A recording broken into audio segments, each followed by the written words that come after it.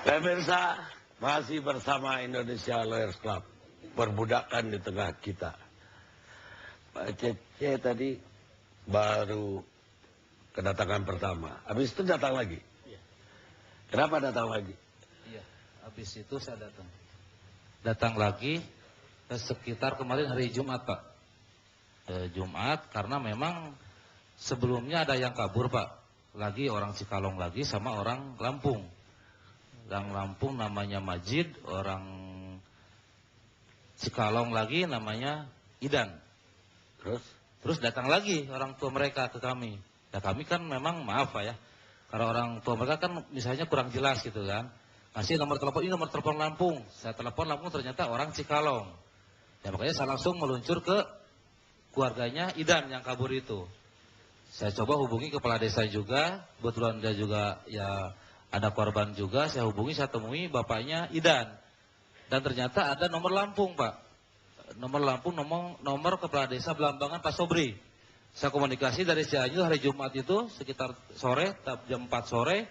Saya komunikasi dengan beliau dan beliau menyatakan bahwa memang sudah ditangkap. Sorenya itu jam 5.30, sudah ada di Polres Tangerang.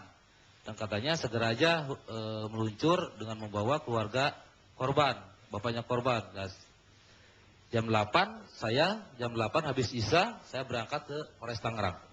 Dan ternyata betul mereka sudah ada di Polres Tangerang dan didampingi waktu itu ada dari Kontras dan saya langsung menemui Kanit PPA Pak Roland waktu itu.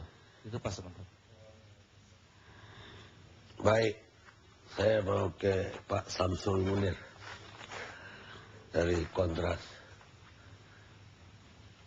Kontras menerima laporan dari siapa? Tanggal 2 Mei kita kedatangan Pak Sobri selaku Kepala Desa Belambangan, Lampung Utara bersama 2 korban, Pak Andi Gunawan sama Junedi. Kemudian perwakilan dari orang tua dan juga ada dikawal sama 4 anggota Polres Lampung Utara. Nah, pengawalan itu untuk pengamanan di lapangan, informasi yang kita terima. Nah, langsung kita terima, kemudian kita berdiskusi sama kawan-kawan Kontras di internal, maka lanjut kita lakukan advokasi. Kita coba untuk membuka pengaduan ke Komnas HAM, Bu Laila langsung terima kita, saat itu langsung koordinasi dengan dari Mabes Polri, dan sebelumnya juga teman-teman Kontras sudah menghubungi pihak Polda terkait kejadian penyiksaan yang ada di daerah Sepatan. Kemudian kita berkoordinasi dengan teman-teman Polda tanggal 3 Mei sekitar jam 10:30 kita langsung melakukan ke lokasi dan kita berkoordinasi dulu sama teman-teman polisi yang di Polres Tangerang Tiga Raksa. Kita ketemu Pak Sintos selaku Kasat Reskrim dan kita sempat melakukan diskusi internal untuk proses penggerebekan. Tim dari Polda hadir sekitar 7 orang, diketuai sama Ibu Rita dari Renakta, terus tim dari Polres Kota Tangerang, dan saya kebetulan perwakilan di Kontras yang melakukan penggerebekan langsung, dan juga ada tadi pengawalan lapangan oleh teman-teman dari Polres Lampung Utara. Nah, 2:30 kita sampai di lokasi di Kampung Bayur Opak, Desa Lebakwangi, Kecamatan Sepatan. Nah, sampai lokasi memang teman-teman dari Polres langsung melakukan penggerebekan ke pabrik. Nah, yang kita lihat saat itu memang mereka sedang bekerja dan sedang diawasi sama mandor-mandor ini. Dan di saat tempat kejadian juga Pak Yuki belum hadir. Yang kita temui adalah istri dan anak. Dan langsung informasi yang kita dapat dari pengaduan saudara Andi Gunawan sama Junedi, memang betul bahwa ada ruangan penyekapan. Jadi ketika kita datang itu ada 5 orang yang disekap. Sempat ketok-ketok pintu dari dalam, kita dengar kayaknya ada orang minta tolong gitu.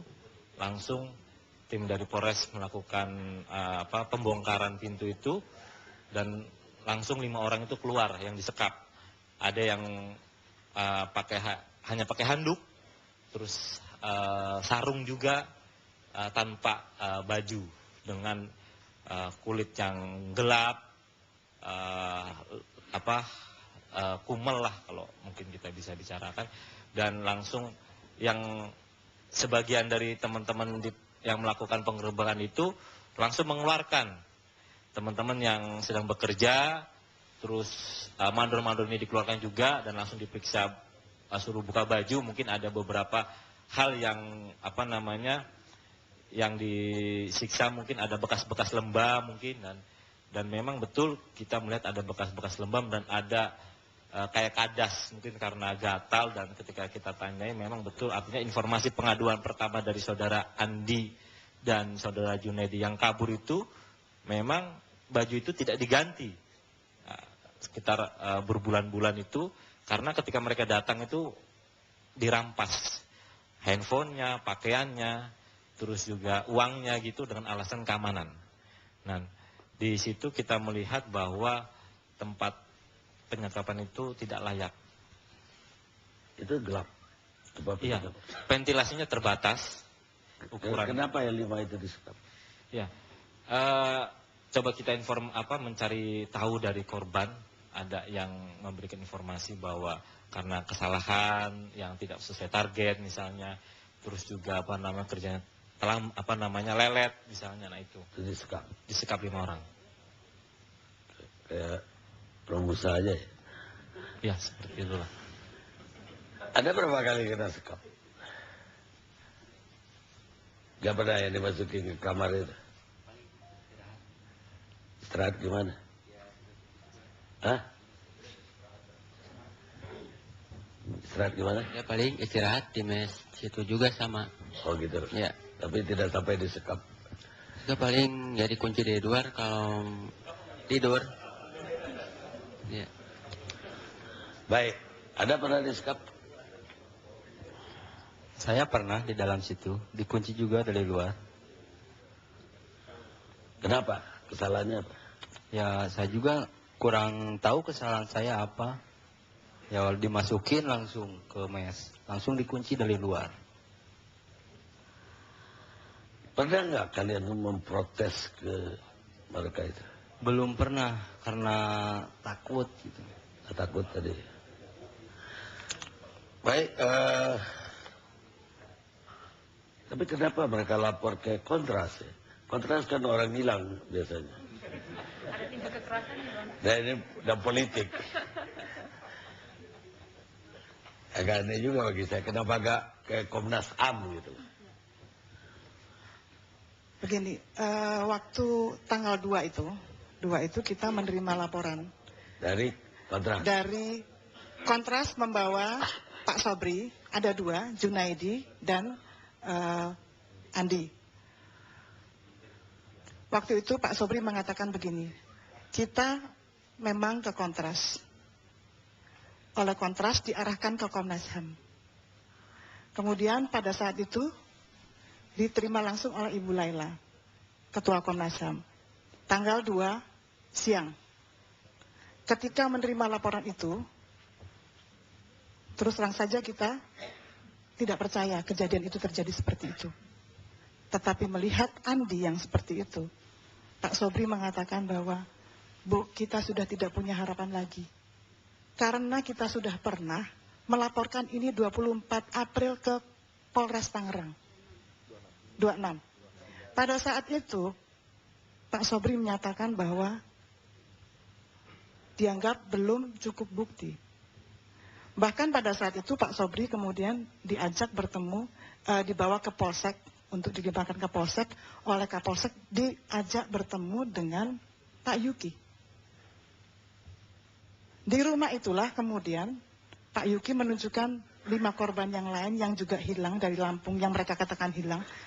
Tetapi seperti yang dikatakan itu mengatakan bahwa ini adalah mereka kerasan aja, tidak ada masalah. Seperti cerita tadi lah. Baik-baik. Nah, kemudian pada saat itu kita melihat ini luar biasa. Karena pada saat ini, pada zaman seperti ini masih ada perbudakan. Oleh sebab itu, kami langsung menyatakan bahwa ini urgent. Tidak lama langsung kita koordinasikan dengan Mabes Polri. Jadi kita minta karena melihat, kenapa Mabes Polri? Karena mereka mengatakan bahwa kita takut karena banyak oknum aparat yang terlibat. Sehingga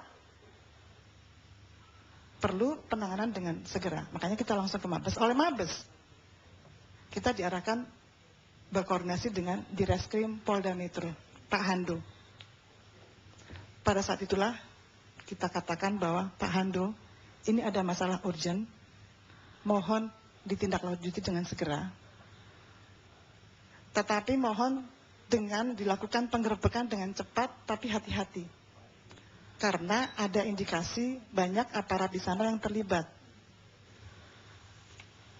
Oleh sebab itu kita sangat mengatakan bahwa ini tolong Pak, tolong hati-hati. Akhirnya kemudian kita respect dengan polisi. Besok pagi-pagi, keesokan harinya tanggal 3 pagi, Direskrim menghubungi kami bahwa akan melakukan penggerbekan pagi itu. Jadi hanya sehari setelah itu, nah kita salut dengan Direskrim. Mereka kemudian membentuk tim dan ternyata di situ ada 4 sersa dari Polres Lampung Utara yang diajak oleh Pak Sobri, karena Pak Sobri yang sudah sebelumnya pernah itu tidak percaya lagi, ingin malah beliau bilang kalau ini tidak berhasil saya akan menggerakkan orang-orang Lampung untuk menggerebek lokasi itu. Itu Pak Sobri. Jadi kami melihat Pak Sobri ini adalah figur yang luar biasa. Bahkan dia berkali-kali hadir. Kalau misalnya saya tidak bisa membawa masyarakat saya, warga saya pulang, maka saya lebih baik mati di situ. Karena sangat-sangat gemas dengan situasi ini. Pak Sobri ini apa? Lurah Lampungnya yang membawa Andi dan Junaidi. Sekarang follow up-nya apa kasus ini? Nah, sekarang kami kemarin sudah berkoordinasi dengan Pak dari Polda bahwa jangan sampai berhenti sampai di sini. Kita respect, kita apresiasi pekerjaan polisi, tetapi jangan hanya berhenti pada 5 tersangka ini. Karena masih banyak tersangka-tersangka lain, termasuk aparat-aparat yang memang tiap hari ada di situ. Mengapa? Karena kalau tidak diproses ini, masyarakat di situ sudah tahu mereka-mereka itu siapa. Selama ini masyarakat tidak berani bicara, terus terang aja. Tapi masyarakat tahu. Tahu siapa-siapa di situ. Bahkan di depan rumahnya itu ada bangku panjang yang tiap hari itu nongkrong di situ mereka. Mereka itu ya termasuk centeng dan aparat. Wewenangnya Komnas HAM di sini. Kita sesuai dengan Undang-Undang 39 tahun 99 itu melakukan pemantauan dan penyelidikan. Dan kita akan, memang dalam hal ini kita tidak punya hak untuk sampai pada proses hukum. Kita akan mengawal sampai proses hukum itu bisa dilakukan dengan sebaik-baiknya. Sesuai Undang-Undang Hak Asasi Manusia. Ya, kita memberikan. Mereka bisa dikenakan apa? Kita mendesak untuk Undang-Undang 39 itu bisa dieksekusi oleh polisi. Mereka melanggar pasal apa di Undang-Undang HAM? Pasal 20 tentang larangan perbudakan dan penghambaan. Dan ini pasal yang sebetulnya jarang terjadi di Indonesia. Bukan itu aja. Dilarang melakukan perbudakan dan penghambaan. Ya, pasal ada lagi 20. penganiayaan juga. Ya. Ya. Tapi penjelasannya mengatakan cukup jelas. Saya bingung membuat undang-undang di Republik ini. Perbudakan itu harusnya dirumuskan. Apa yang dimaksud perbudakan itu? Ya. Dan siapa yang berwenang mengatakan itu perbudakan? Kalau aja perbudakan dan penghambaan dilarang tanpa sanksi lagi. Kalau nggak salah saya itu pasal tanpa sanksi. Jadi siapapun yang melanggar boleh, karena tidak ada sanksinya. Kita rehat sejenak.